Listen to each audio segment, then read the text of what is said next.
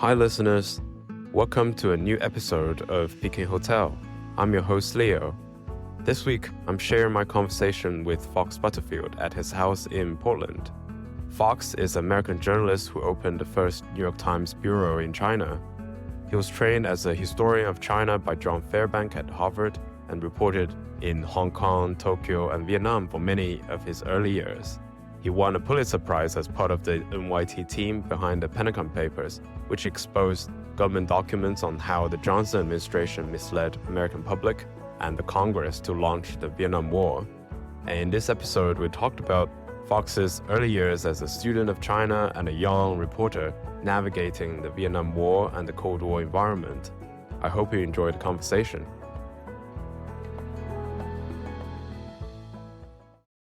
Shall we get started? Yes. Are you ready to roll? Go ahead. Well, welcome to our interview. Thank Fox. you. Thank you for taking the time. Can we start by asking you your first trip to China? Could you talk about that? So my first trip to China, I was the Hong Kong correspondent for the New York Times from 1975 to 1979, because that's where in those days we covered China from. U.S. and China had not yet established relations, and almost all the major news organizations who tried to cover China were doing it from Hong Kong. And I was very frustrated that I couldn't go into China, but finally, I think in 1978, I was able to go to the Canton Trade Fair for a few days. That was my first trip to China. Any impressions from then? I can barely remember what it is. My second trip into China was much more memorable, and that was in 1979, and the U.S. and China were about to finally normalize relations, and China, as a kind of gesture of appreciation to the United States, to Washington, decided to invite the Senate Foreign Relations Committee to come to China because U.S. officials had not been there. And one of the senators who was on the Senate Foreign Relations Committee was a guy named Joe Biden. Oh. The senator from Delaware, who was in his first term as a senator.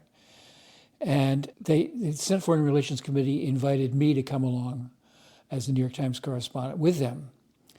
So I got to meet Joe Biden then. And China had a shortage of hotel rooms in those days, at least for foreigners. So they made everybody room with somebody else, share a room. And I was assigned by the Chinese government to room with the naval liaison to the Senate Foreign Relations Committee, who was a Navy captain named John McCain. So for 2 weeks, John McCain and I were roommates. We had breakfast, lunch, and dinner together. We traveled everywhere. And McCain's best friend on the Senate Foreign Relations Committee was Joe Biden. So the three of us did almost everything together for 2 weeks. That's amazing. So that one is easy to remember. And Joe Biden was a very nice man, very earnest, but he was a typical sort of career politician because when he went up to somebody, he always grabbed them by the hand. He's tall, he had a strong handshake, and he would give them a big smile and grab their hands. And he kept doing this to Chinese who didn't really know what was going on because they're not used to being touched that way, especially not somebody almost breaking their hand.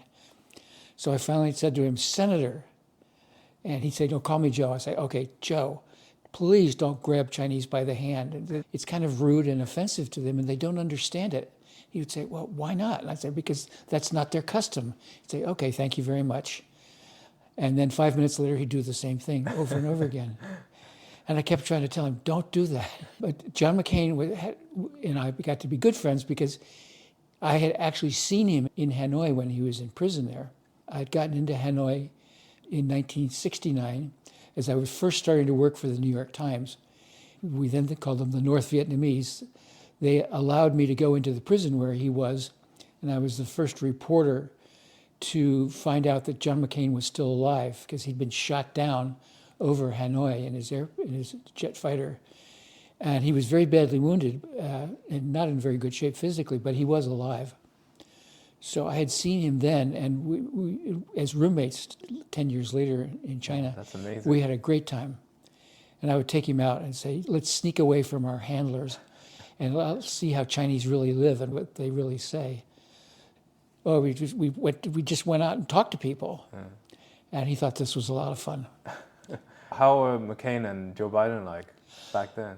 Well, they had become friends. They'd become instant friends. They were really nice guys, very interested in things, but neither one was a rocket scientist. So they somehow or other, they'd become very good friends. And what were their attitudes towards China at the time? What Well, did they neither think? one of them really knew too much. John McCain didn't like communists because he'd been shot down over North Vietnam and ended up in a prison for a couple of years, where he was kept in very difficult confinement. He really didn't know what to expect when we were in China. But he was happy to go around and start to talk to people. And I was very surprised at how many people would actually talk to us, because very few foreigners were able to go into China at that time, and very few spoke Chinese. So it was a new experience for all of us. Were there suspicions of foreigners, sort of people trying to hide away? Some people were scared to talk to us. Some people were afraid that they would be in trouble for talking to us. And some people said, okay, we'd like to talk. Why do you think you are interested in China, actually? When I was a sophomore at Harvard as an undergraduate in 1958, there was a fear in the United States that the United States was going to have to go to war with China over those two little islands, which in Americans call Quemoy and Matsu. Jinmen and Matsu. And those little islands were really in the mouths of mainland harbors. But they were garrisoned by troops from Taiwan, Chinese nationalist troops. And if China had actually attacked them, they would have taken them because they were indefensible. Yeah. But the United States had guaranteed that they would help defend those two little islands. So in September or early October of 58, China began firing artillery at those two islands, and it looked like China was going to try to invade them. And so there was this fear that the United States and China were going to go to war over these two very small islands that were indefensible. And America's leading sinologist, professor of Chinese studies, John Fairbank at Harvard, decided to have a public lecture that was open to anybody to talk about the danger of the United States going to war with those two little islands. So I went to hear it. It was in the evening in Cambridge, Massachusetts. And he said something which in some ways was very straightforward and obvious, but I had never thought about. He said, China is the oldest country in the world with by far the largest population and the oldest history. And it's a big, important place. And why would the United States want to go to war with China over those two little islands? It made no sense logically. And we had just finished the war in Korea. So we want to have another war like we did in Korea over those two little islands. And as I listened to him, I realized, gee, I don't know anything about that place. So I began going to what we call audit, to just listen into his class on the introduction to the history of East Asia. And I got really interested in China as a result of the threat of war over Jinmen and Matsu. And in the spring, I decided to take a second class in Chinese history that Fairbank was teaching. And at the end of the year, as undergraduates at Harvard, when you took an exam, you found out your grade because you put a postcard, a self-addressed postcard with a stamp on it, inside your exam booklet. And then the professor would send it back to you, and the postcard would tell you what your grade was. And when I got my postcard back from the final exam, it said, please come to see me in my office tomorrow morning at 10. Oh, no. And so I thought, oh, That's a student's nightmare. I really did something. I really screwed up on my exam. So I went to see him, and I was really nervous because he was a great man. He was a big figure on campus. And he was really the dean of Chinese studies in the United States. So I went in, and he said, Fox, he said, you know, you wrote a wonderful exam. He said, have you considered majoring in Chinese history? And I went, oh. No, I had not considered it, and I'm so relieved that I wrote a good exam. Yeah. He said, and if you are, you must immediately begin studying Chinese. But at that time, Harvard did not teach spoken Chinese. Right. They only taught classical written Chinese. And it was just about 10 people, and they were all graduate students. So he said, but here's what you do. He said, if you go down to Yale They have a special program that they run there. They have a good program in spoken Chinese, and they have it in the summer. And he said they run it because they have a contract with the Air Force.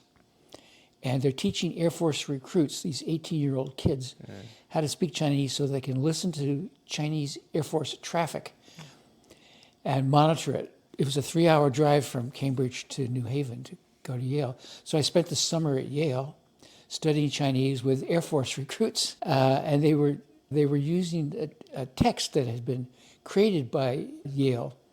It was all about spoken Chinese. And that fall, when I came back to Harvard to start my junior year, I decided to go to the class on Chinese, but they were only teaching classical written Chinese. They wouldn't teach spoken Chinese. So I was very frustrated. But when my senior year, I applied for a Fulbright fellowship. And at the end of that year, when I graduated, I got to Taiwan. And interestingly enough, the program in Taiwan was run by Cornell University, but they were using the old Yale text, which I had started on at Yale. And it was the best program for spoken Chinese. Yeah. Now, I wonder on your China journey whether there's any family influence. Because even though your family has not, as far as I know, maybe you can correct me, that as far as I know, your family hasn't worked on China per se. But your dad was a historian and an editor, and actually a very important one who edited the personal papers of the Adams family and Thomas Jefferson. And your maternal grandfather's side, was a pretty prominent financier in the Midwest and actually a philanthropist for the Pugwash Conference during the Cold War. It was pretty critical of U.S. Cold War policy towards the Soviet Union and wanted to maintain peace, promote rapprochement, and was even awarded a Lenin Peace Prize by the USSR. You've done your research. I have. And so I want you to speak on that family legacy and how that might have an impact on you as a China watcher. My father certainly was interested in history, and he instilled an interest or a love of history in me. And that was always my favorite subject in school and the one I did best in. And eventually, my major at Harvard was Chinese history.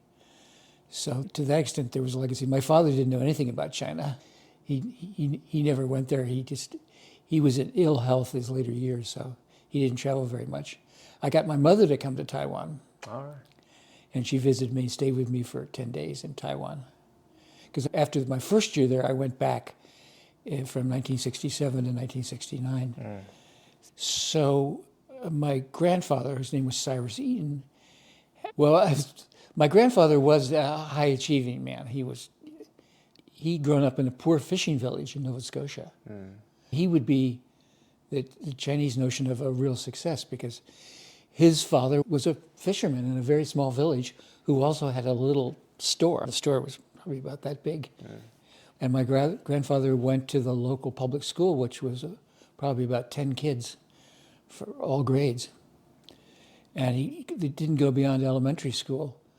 But he had a cousin, an older cousin, who had left this little fishing village in Nova Scotia and gone to Toronto, where he managed to go to high school and then to college.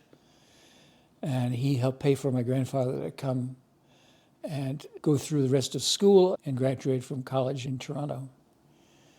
That was a kind of a rags to riches story. And then his cousin had gone on to become a minister, a Baptist minister, and had gotten a job in a Baptist church in Cleveland, Ohio, near the Canadian border, across the lake. And among the people in his parish was a man named John D. Rockefeller, the original John D. Rockefeller. My grandfather's cousin invited him to come in the summer between semesters of the university, come to Cleveland, and he said he had a job for my grandfather. That if he came, he could be the golf caddy for this man in his parish, John D. Rockefeller. So my grandfather started off as a golf caddy for John D. Rockefeller. And when he finished college, John D. Rockefeller gave him some money, and he could take a business course. And then he hired my grandfather when he was about 21 years old Right. to come and start working for him, John D. Rockefeller. Yeah. In the telegram room, right? As a messenger.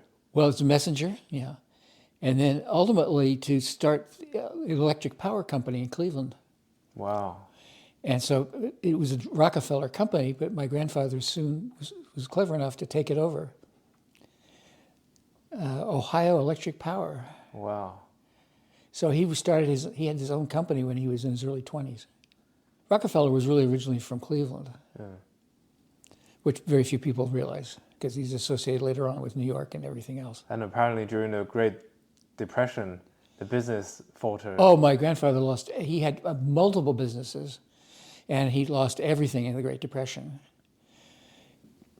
At least as I know the story, secondhand through my family. When World War II came, in the United States is at war with Germany and Japan, there was an effort to find more iron ore to build ships and tanks and planes. And the federal government was paying for a lot of research on where more iron ore could be found. And my grandfather, through his Canadian connections, had heard about the world's largest deposit of iron ore, which was under a lake in Ontario, Canada. And my grandfather he had already formed some connection with President Roosevelt. Then with Truman.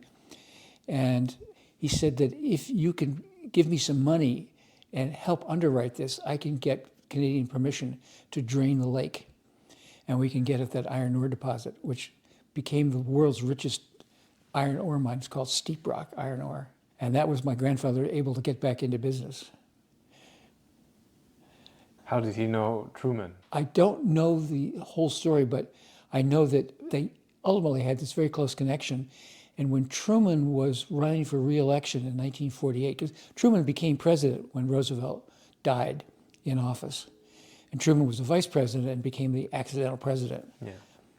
Truman would only be this one-term president. He couldn't possibly run and win again because he had been a nobody up to that point. And he ran out of money for his campaign. And in those days, travel around the United States was by train.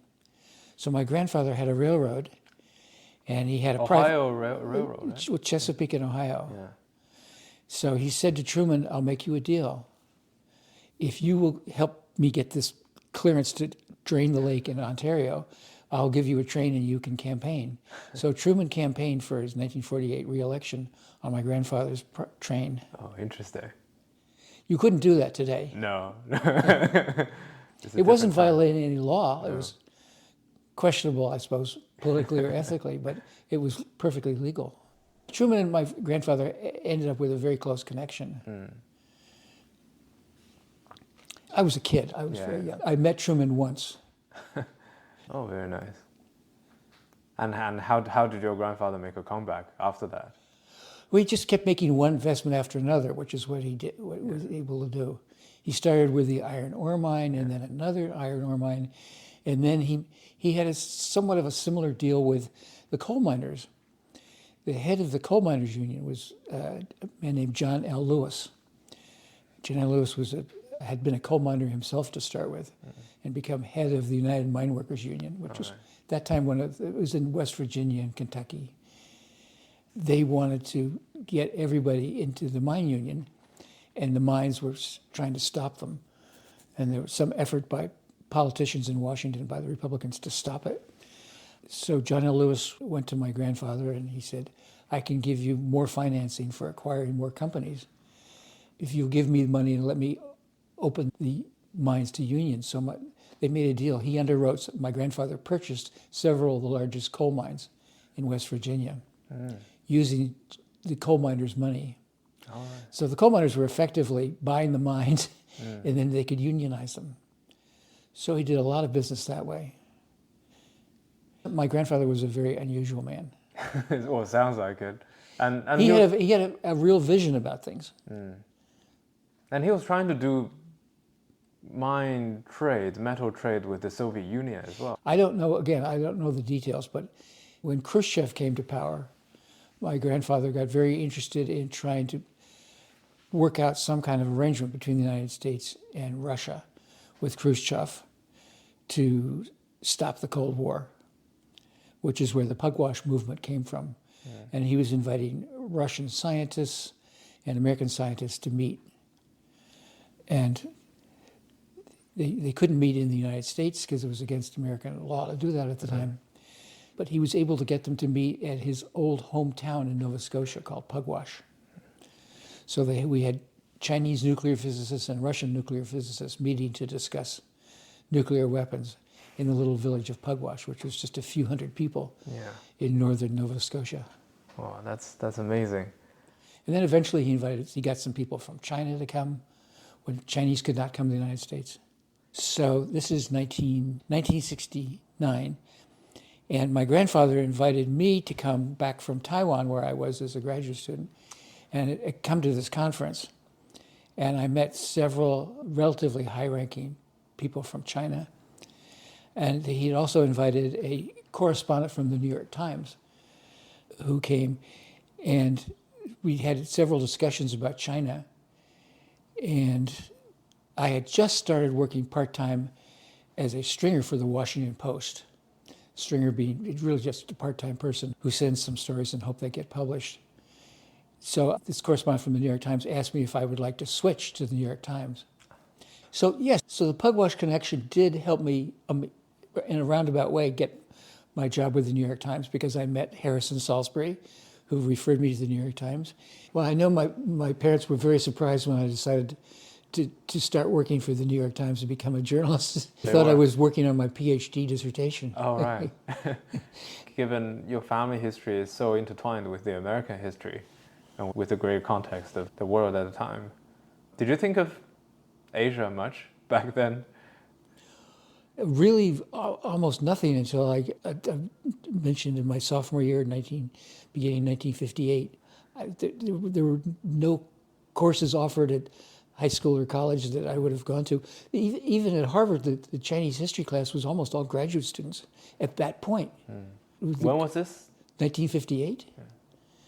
The introductory class at Harvard that undergraduates could take, it was called An Introduction to the History of East Asia, which, and they were very careful to say, it's China, Japan, and Southeast Asia. And it's probably equal attention to each of those three. And Harvard students had to give every course a nickname, and they called that course Rice Paddies. Yeah, and that's the famous course by Fairbank and Reischauer. Yeah.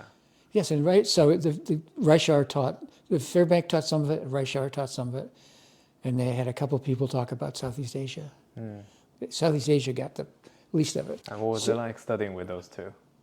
Well, they were both very significant people. They were significant in every way. They already had important names. They were leaders of their field. Fairbank really helped start this field of Chinese history in the United States, and Reischauer certainly started the study of Japanese history. And they had so my first year, they had just finished a textbook that was going to be used in their course, but it had not been published as a book yet. It was just mimeograph form. So they gave us these big things. It was like you had to carry it around. It was like carrying one of those old store catalogs. It was hundreds of pages printed on one side, and you brought the thing into class. It was one volume was called East Asia, the Great Tradition, and one was called East Asia, the Great Transformation. It was a very good introduction. These were the leading American authorities on China and Japan, and they had a section on Southeast Asia too. It's the first place I ever read about Vietnam. And it happened that year was the first year they were really offering the course, and they had the text. And what was John Fairbank like? Intimidating. He was a very tall man who was quite bald, and he was always looking over his glasses at you. But he was charming and friendly, and if he sensed that you were interested in his field, he would do almost anything for you. He one time invited me to come up and visit him at his summer house in New Hampshire. Me and maybe one or two other graduate students, and we drove up, and I was scared to death of him because he was this important figure. And I drove up, it was maybe a 2-hour drive from Boston, and we ate breakfast, lunch, and dinner with him. He was this important Harvard professor, but he reached out to students. in a way that few other faculty people did. And he had these regular gatherings at his And house. he had, yes, Thursday afternoon gatherings at his house, yes. And his house was right on the campus. It was a Harvard house. They'd given it to him. And every Thursday afternoon, anybody who was in Cambridge that day who was interested in China was invited. So you never knew who you were going to meet. Actually, what was his house like inside his house? Well, it was an old colonial structure. It was a little yellow building. Harvard had grown up around it. It probably dated back to the 18th century. Is it the oldest house in Harvard? Yes. It's a little yellow wooden house right in the middle of the campus. Dunster Street and what was the other street? I could find it easily. It's still there, I'm sure. And how was the interior like? He had a few paintings on the walls, but I don't remember. And I only went there when he had other guests. And it was also intimidating because whoever was there, Fairbank was the kind of the social secretary. And when you'd walk in and he'd greet you by the handshake, and then he'd take you around to people and they'd introduce you. And he said, "This is the famous Professor so-and-so from Todai University in Japan. And here, now talk." And then he'd walk off and he'd go to the next person. And here you were speaking to this guy who only spoke Japanese, and I didn't speak Japanese. Oh, wow. But he did that all the time with people. But he was creating a field of Chinese history in the United States. It's really what he was doing. He was, what do we call him, an academic entrepreneur. Right. He was creating this whole new thing, because Chinese history didn't exist as a subject for most Americans to study anywhere. I like to say, he was a missionary for Chinese studies. My family history had very little to do with the interest in China. It was the experience of hearing Fairbank and then realizing it was this enormous subject that was very important, and I didn't know anything about it, and nobody else in the United States knew anything about it either. So this is a challenge. I always wanted to major in history. That was important. Yeah. That was the subject that appealed to me and that I was best at. So I did some American history classes. I did an intellectual history class, but the Chinese history class became the one that I was really focused on. I couldn't tell you exactly why, but it was interesting to me. And the more I read, the more I liked it. After that first Fairbank class, then I signed up for the more intensive, the modern Chinese history. And whatever they had. I signed up for a Japanese history class. Who taught those? The modern history class was also Fairbank. The Japanese history class was Reischauer. Right. Those were the only two, I guess, at the time. Those were the two at the time. And of course, at the end of my senior year, John Kennedy named Reischauer as his ambassador to Tokyo. And when on my way to Taiwan as a Fulbright, I stopped in Tokyo, and I knew two of Reischauer's grown children, and they took me around, and I got to see him in the American embassy. It was very exciting. Nice. Did you ever work in Japan, actually? I think you did. I did. I took Japanese as a graduate student at Harvard. For 2 years, it was intensive Japanese. And for a variety of reasons, Japanese was much more difficult for me than Chinese was. And for some strange reason, perhaps because of the really good instruction I got at Yale to start with, Chinese, it wasn't that it came easily, I had to work at it, but it seemed normal to me. Even learning the tones, once I learned the tones, because most of the sounds in good Mandarin are in English, with the exception of a couple like xu and xi. Okay. Everything else is in American English. And the grammar was so simple. It's subject, verb, object. And the tenses are kind of self-explained in the sentence. I go today, I go tomorrow, I go yesterday. In Japanese, it's just the opposite. It's a very complicated grammar, and it's very formal language. You have to know the status of the person you're talking to. So you use different verb endings depending on if you're talking to somebody at higher status, same status, or lower status. And my mind doesn't work that way. Tenses are very important. Chinese is pretty straightforward and simple if you can do the tones. And I kind of liked it. Well, I guess you certainly have a talent for it. But Japanese was, so I found the Americans who started with Chinese they always liked the Chinese as people started with Japanese, preferred the Japanese and not the other way around. Was Ezra Vogel working on Japan? Yes, Ezra Vogel, the first year I took the class and the rice paddies class. Ezra Vogel was taking it too. He hadn't yet decided he would be. Did you know each other back then? Yes, we sat next to each other. Oh. What do you think of him? He was a very nice man. I don't remember his... We were always sort of personally friends, even though he was a bit older and he became a professor, but yes.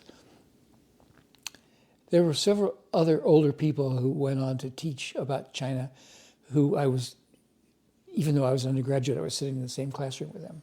There was a very nice woman named Dorothy Borg. You might have encountered her someplace. She's long since dead. She had white hair even then. And I can't remember. She was like from the Council on Foreign Relations in New York, but was taking these classes at Harvard. When I first went to China, she was still involved with China. So that group of Americans studying about China at Harvard at that time a lot of them went on to do things like with Orville and me. Even just thinking now, right, to think that such a small class would produce so many talents for U.S.-China relations, U.S.-Japan relations. I don't know whether it's a coincidence or whether it's the only place that you could do it. Well, that's true too. Well, there must have been at something at Berkeley, something at Stanford. No, there were, but not to the same extent as Fairbank. So Yale had Mary and Arthur Lord, but they were graduate students at Harvard with me, and they went on to have positions teaching, became full professors at Yale. They were somewhat older than I was, but they were there taking those same classes. Mary and Arthur Lord. Those are the other two that I remember. And people like Andy Nathan and Perry Link also went to Harvard. Andy Nathan, yes, I certainly knew Andy Nathan. Perry Link I knew, but... He was younger. How much was he? I don't think I knew Perry Link as an undergraduate, but Andy Nathan I knew as a graduate student.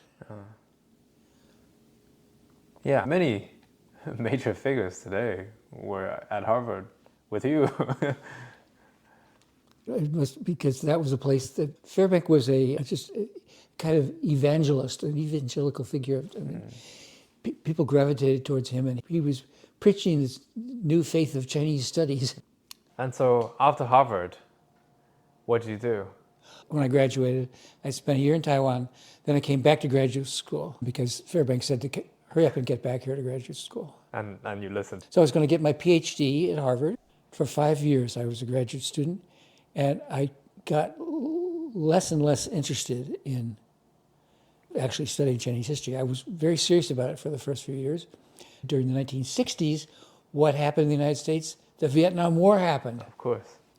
So I started reading everything I could about Vietnam because it's kind of a cousin of China. And I got more and more interested in Vietnam, and I actually started a course on Vietnam because Harvard wouldn't teach a course on Vietnam.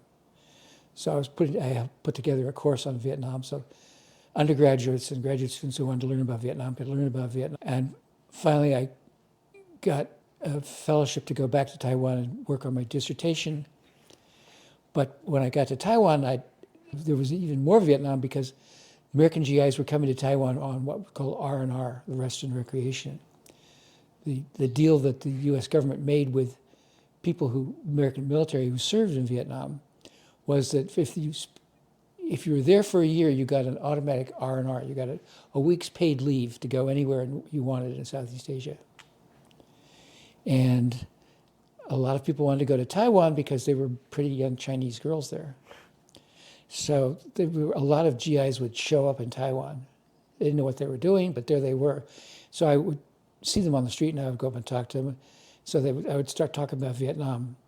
I just became more and more interested in Vietnam.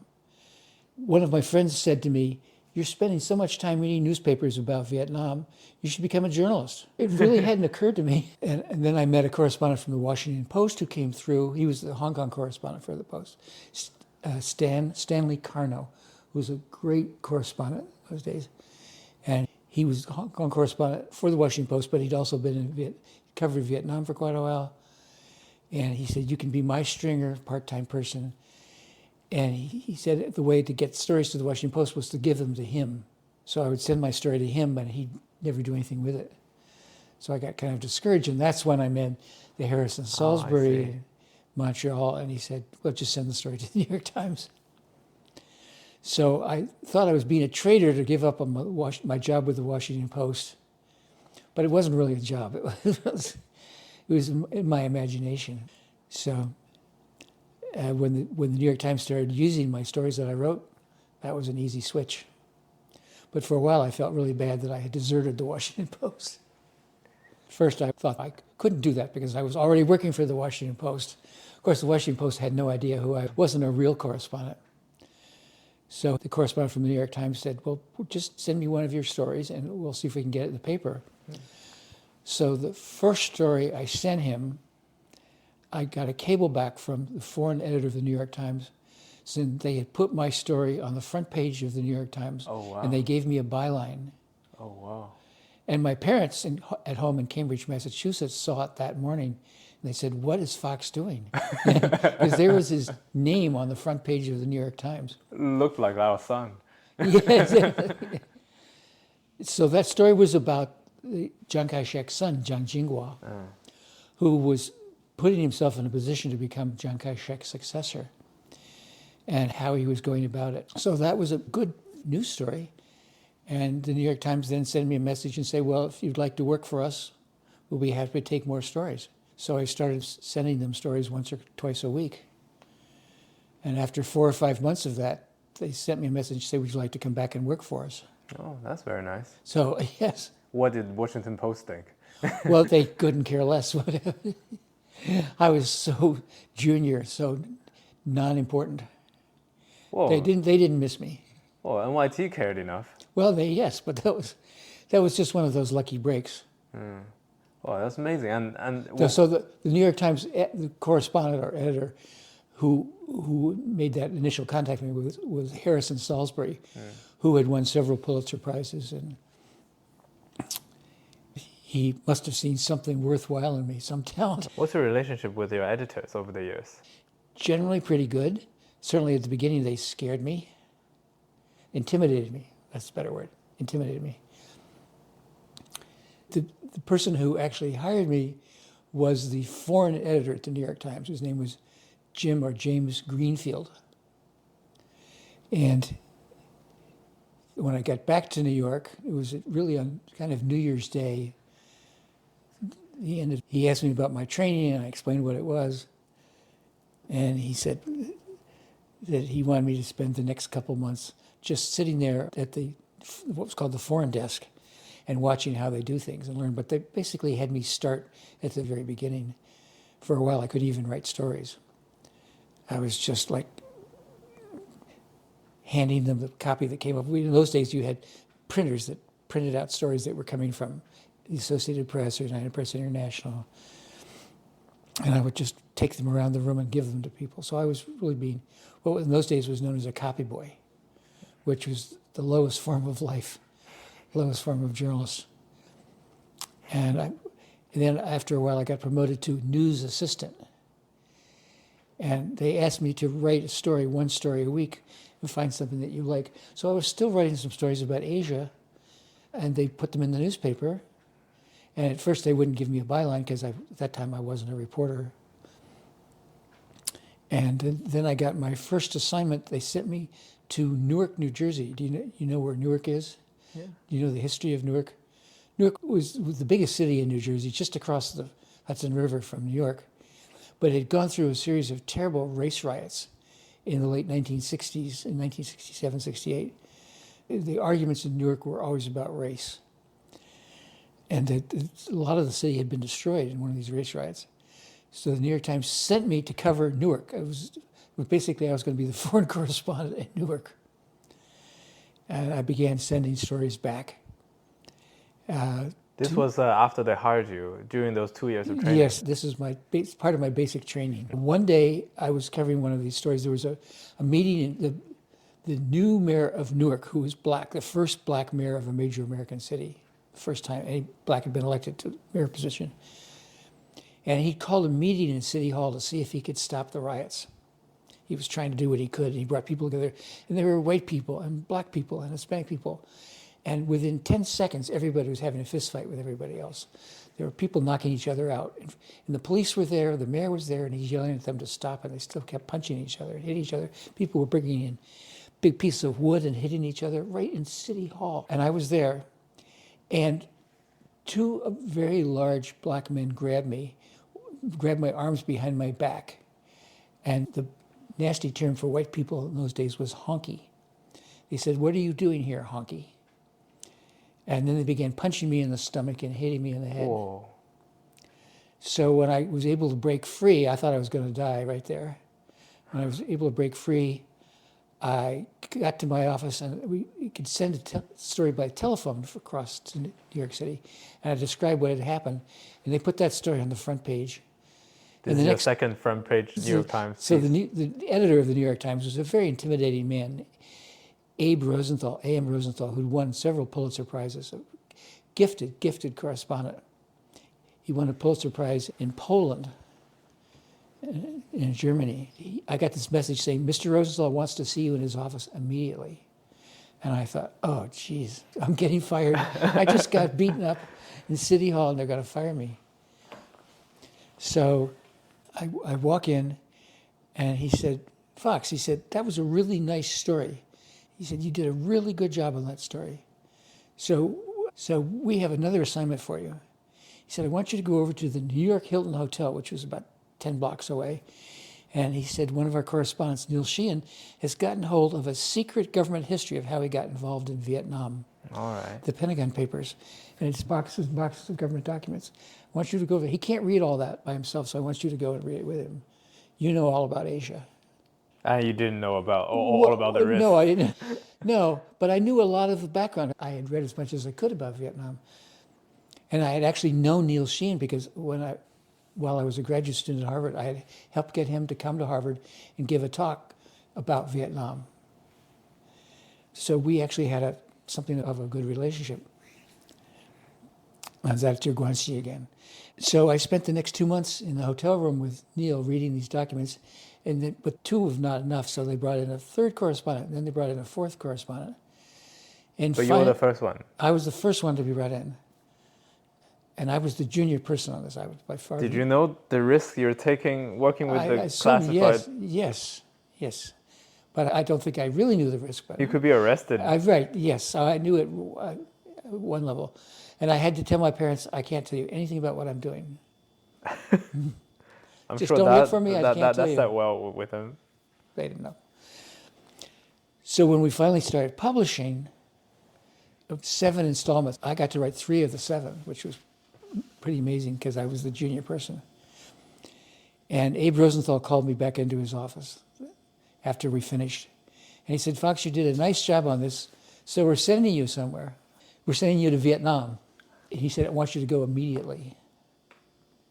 So I went from the Pentagon Papers to Saigon. That was a surprise. That was not where I wanted to go. In fact, I wanted to go to cover China, but that would have meant Hong Kong. But Vietnam turned out to be fascinating, and it took every ounce of everything, your energy, your interest. It was a 24-hour-a-day story. It was always something going. And You were writing all the time. I was looking at New York Times archive. You were churning out an article every 2-3 days. At least, yeah. They were always doing something. As soon as I got there, New York Times bureau chief, who'd been around there for quite a while, said, "You're going out into the field, and here's what you do." And he told me where I go. Some of the stuff on the black market you buy, some of the stuff you can go to the Army headquarters store and get stuff. And then he arranged for me. So the next morning, I was on a plane, and I was going out with an American infantry unit. I was there for a week in the countryside, in the rice paddies and jungle, getting shot at. It was a bit of a surprise.